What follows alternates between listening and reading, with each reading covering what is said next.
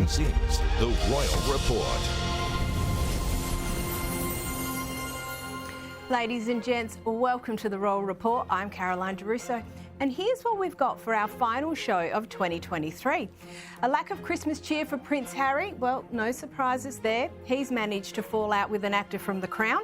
We'll get the lowdown with tonight's panel, and we'll check out what the Royals got up to at Sandringham with some very interesting faces now apparently back in the fold.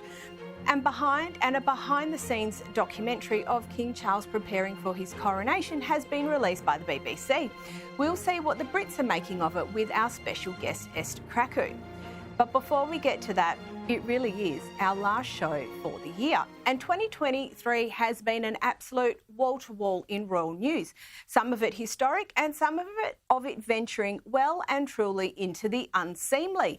The lead up to the coronation and the coronation itself obviously featured hugely this year, and a leaner, more modern royal family was rolled out for the world to see. There were a few overseas trips, but the royal family, they very much focused on their home turf, reaffirming the newly helmed family as the centrepiece of the cultural landscape in the UK. Community engagement and community service continued strongly into the second half of the year, and here's what the official royal year looked like.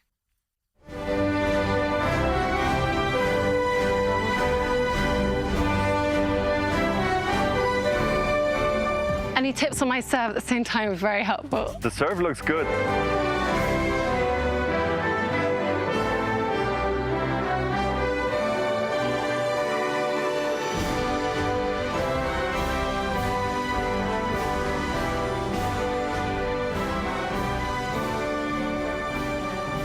I wish you a Christmas of peace on earth and goodwill to all. And then, of course, there was the less official and less dignified side of royal life. And I certainly didn't have frostbitten penis on my 2023 Royal News bingo card. And that was just the start of this year's masterclass in self-sabotage.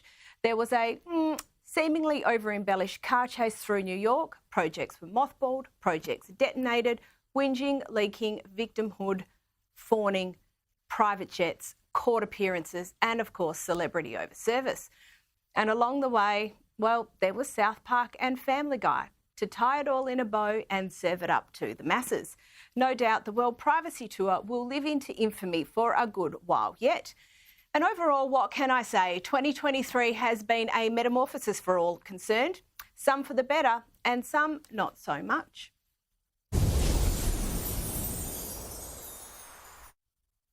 Joining us now is News Corp columnist Louise Roberts and media writer for The Australian, Sophie Ellsworth. Ladies, plenty in the news this week, particularly about that fallout between Prince Harry and Dominic West. Here's what Dominic had to say. We still have his number there, surely? No, we sort of... I said too much in a press conference, and so we didn't speak after that. What did you say? I think I was asked what we did. Don't say it again. What we did to celebrate when we got there, and probably said something too much. So, you've had a bit to say on this. Can you run us through the spat? Oh, absolutely, Caroline. Look, Dominic West and Prince Harry went on a trekking tour back in 2014 for wounded soldiers. And after this enormous trek, they all nestled in and carried on a bit, and they got drinking. And apparently Harry was drinking out of a prosthetic leg, drinking alcohol. They were having quite a grand old time, and he was making some quite rude jokes, according to Dominic West in the reports back in 2014. Well, Prince Harry's quite angry about this, Caroline, that Dominic West spoke about this. I think Prince Harry might also be upset that perhaps Dominic West is a bit more handsome than his own father. So he's got a bit of a beef here with his fictional father, and it hasn't played out well. And as a result, the two no longer talk. But Louise, I mean, the irony is very strong here, isn't it? Case of double standards by Harry. I mean, Harry and Meghan, of course, who've made their industry selling secrets from their own family and invading their privacy for commercial gain as well. And I really feel that, it's terrible how this has happened for Dominic West, because clearly they've been mates for a long time. They did a 3-week trek to the South Pole, which would have been very, very tough. And he was very aligned with Harry's mission to help people who'd been injured in service and so forth. So for the fact that he was dispatched and cut off for seemingly sharing a very sort of innocent sort of anecdote about life, at the South Pole. And they're both former Etonians as well. This is sort of their stock in trade, sort of having this sort of, massive drinking sessions and bonding like that as well. And the fact that he's revealed some of this and Harry's dispatched him and said, "You invaded my privacy," is just absolutely appalling. I mean, 10 years ago he was saying this. So this has clearly been a mission of his to stop people invading his privacy for some time. And I think when you get to the point where you're talking about losing your virginity in a field, you should probably sit this one out. But Louise, I'll stay with you. Let's talk about Christmas at Sandringham. We have seen some absolutely delightful photos and footage. Can you run us through the highlights? So Christmas at Sandringham is very traditional. Obviously the Queen, the late Queen, reinforced that while she was alive, and it's wonderful to see Charles and Camilla keep all those traditions alive as well. It's great to see the children walking to and from Mary Magdalene Church, which of course is the church they go to every Christmas, which is on the Norfolk estate where the Sandringham house is.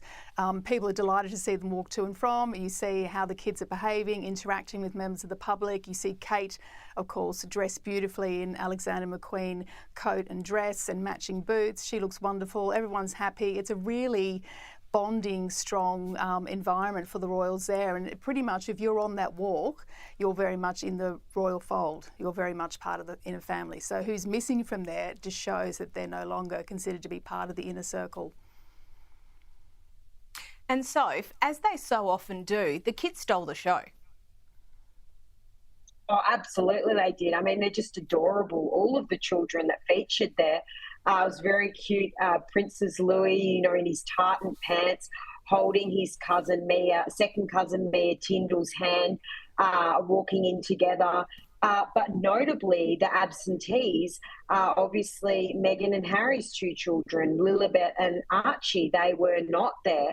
So as Louise says, this is very much who is in the family inner circle, who's in and who's out. And as we all know, Meghan and Harry are not flavour of the month. So they were absent from this, annual event. And Louise, Andrew and Fergie were at Sandringham. You were talking about that inner circle. They, particularly Fergie, has not been there for a good long while. How has this all come about? Well, this is all the doing of Charles. I mean, clearly he has no stomach for sort of long-term feuds, and look, that could be good for Meghan and Harry, who knows, eventually. But, Andrew, rightly ostracised because of his connection with Jeffrey Epstein, was there last year, and sort of that rehabilitation continues this year as well. And to have Fergie, who hasn't been seen at Sandringham for 32 years, although behind the scenes has been attending lunch, I understand from royal sources in the UK, who say she has been there with her daughters but not really on show. So the fact she's on that walk, a short walk but a very important walk, of course, to and from church, shows that she's very much in the fold with the family, which of course is wonderful for her, because the difference, of course, is that Fergie never trashed the royal family, even when she obviously made a few mistakes back in the day with certain texts and financiers and so forth in Saint-Tropez. She never turned on the royal family themselves. She sort of took her medicine and sort of went off quietly and raised her girls sort of out of the spotlight to an extent. But now she's back in the spotlight and relishing it, and clearly Charles and Camilla are more than happy to have her there. So I'm really happy for her. And so, Louise talked about, that relationship between Jeffrey Epstein and Prince Andrew. Look, we know that soon into the new year, those allegations are going to resurface again. Do you think that's an issue, or does everyone get to spend Christmas with their family regardless? Well, I think that this event showed that people can put aside their differences and effectively be one big happy family. And that is correct what Louise said. Fergie has not trashed the royal family despite some pretty sticky situations she's gotten herself into over the years. She did come out this year after she had breast cancer. She really spoke up and pushed that cause, which I think people really liked. And I have read reports, several years back, she said that herself and Prince Andrew were the happiest divorced couple in the world. So clearly they get along. Clearly they're welcome back into the family. And I think, if anything, perhaps this may give a bit of glimmer of hope to Meghan and Harry. Yeah, potentially. Very true. Now, every Christmas, the monarch broadcasts a Christmas message. Here's a clip from the King's speech this year. We care for the earth for the sake of our children's children. At a time of increasingly tragic conflict around the world, I pray that we can also do all in our power to protect each other. Such values are universal, drawing together our Abrahamic family of religions and other belief systems. Louise, what was most striking in this for you?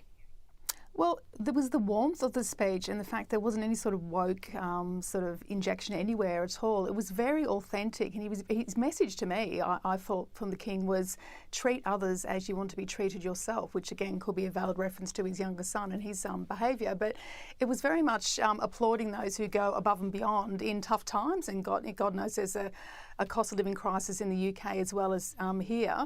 So the fact that he was acknowledging people who are sort of ordinary but do extraordinary things every day to help those around them was really lovely, I thought. It was very, very authentic and very relatable, I think, for a lot of people.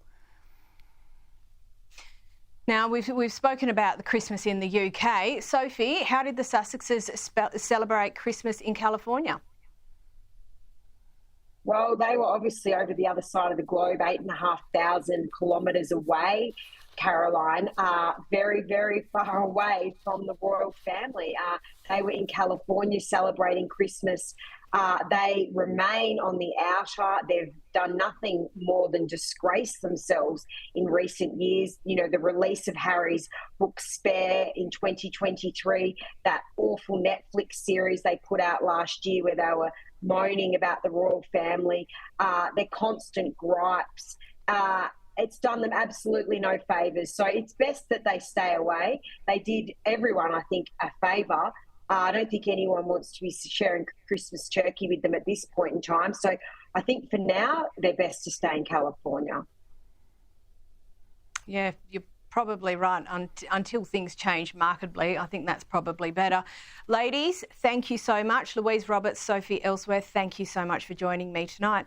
Now, up after the break, we'll be joined by Esther Krakow in London to review the year that was and the year that's to come for the royal family. Don't go anywhere.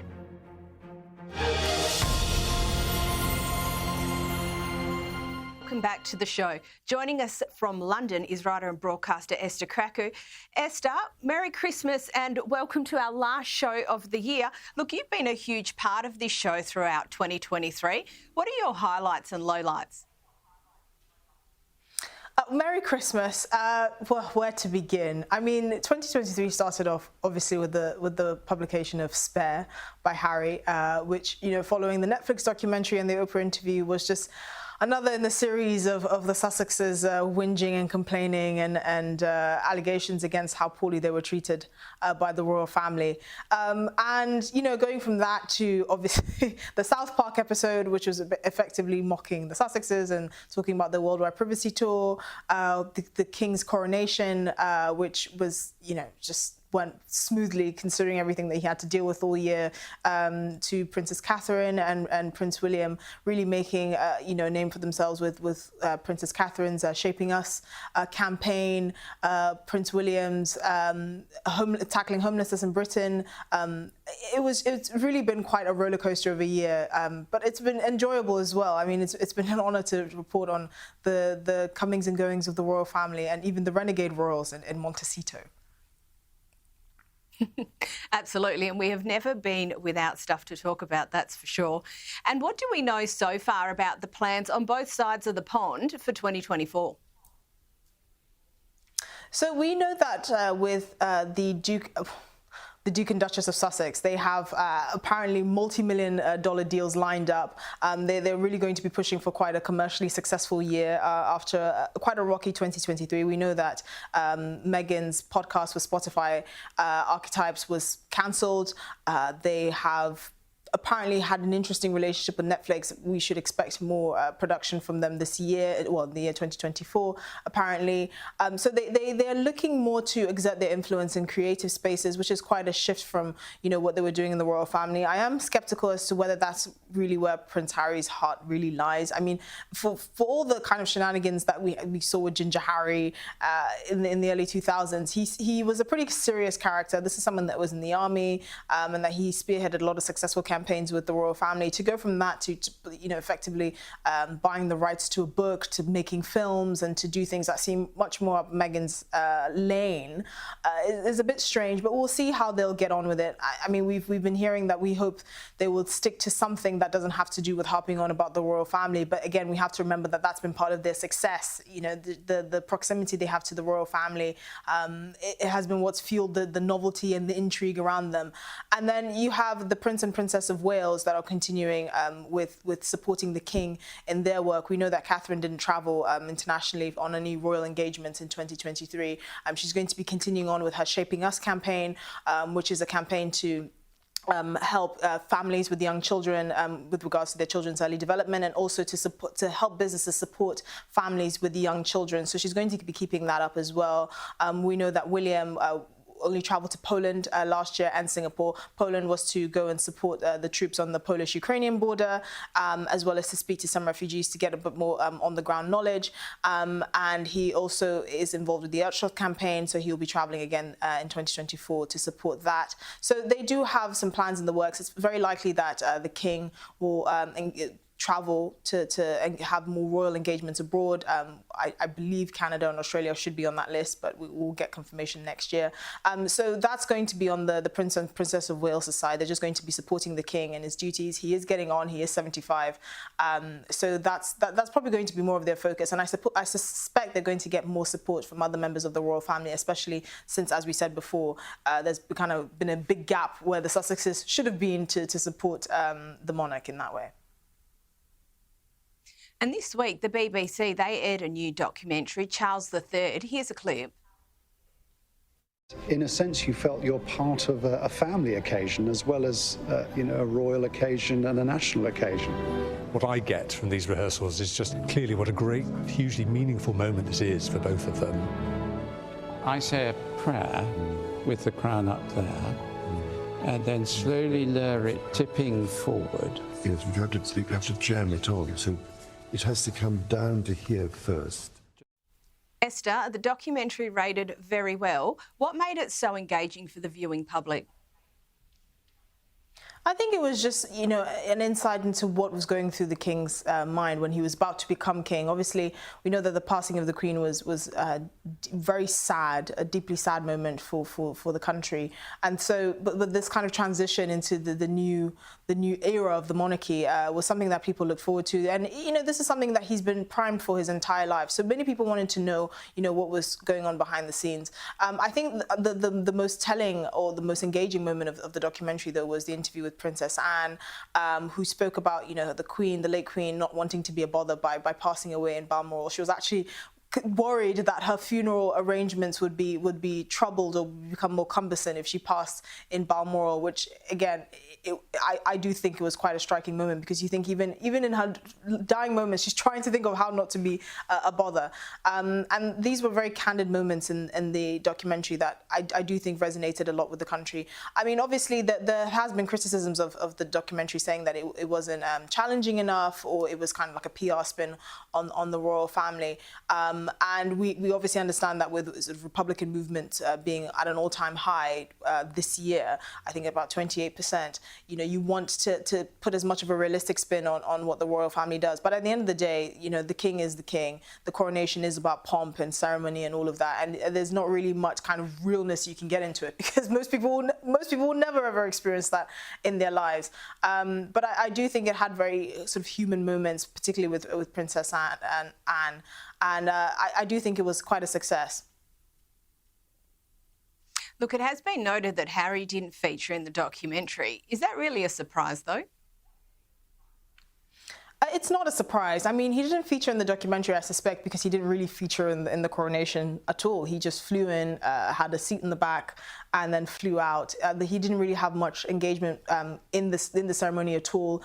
His children and his wife opted to stay in California, even though for some reason he insisted on giving his kids the prince and princess title. But we'll leave that there. But there was not really much to talk about. He was not the focus. This was not about him.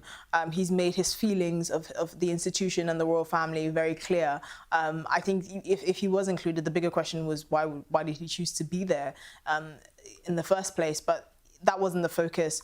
Obviously, this was about King Charles and his coronation and the monarchy being in a new era. And I think it was a good thing that it focused on that. And on to Zara, she's also recently said that she considers herself lucky that Princess Anne, the Princess Royal, didn't give her and her brother titles. She appears to have her mother's pragmatism, I guess, and, look, a very good understanding of how royal business works. Absolutely, and this is one of the most famous royals without actually the princess title, and she's really made good use of it. She's been very influential. She is world champion equestrian. She has won an MBE, and she's always been about her own privacy and living a life that is impactful but not in the spotlight. I mean, this is someone who turned down having a televised wedding. Instead, she had a low-key, at least by royal standards, wedding in Scotland with 400 guests. If only I could be so lucky. I don't think I even know 400 people. But she's always been very practical. And I think that decision that Princess Anne took for her children was actually very important. We now know that, Zara is 21st in line to the throne, so she's never going to, it's highly unlikely that she'll ever ascend the throne. But we also know that Princess Anne's siblings chose to give their kids prince and princess titles and earl and lady. But she specifically chose not to do that because she wanted to give them the choice. And I think that's actually made Zara very grounded. It's the reason why, she has the freedom to live the life that she wants and marry someone like Mike Tyndall, who wouldn't be the first choice for most royal marriages. Esther Kraku, thank you for joining us this evening, and thank you for your insights tonight and throughout the year. We look forward to having you back in 2024. Now, just before we go, my favourite part of the BBC documentary was a kind and familiar exchange between King Charles and the Princess Royal. Here it is.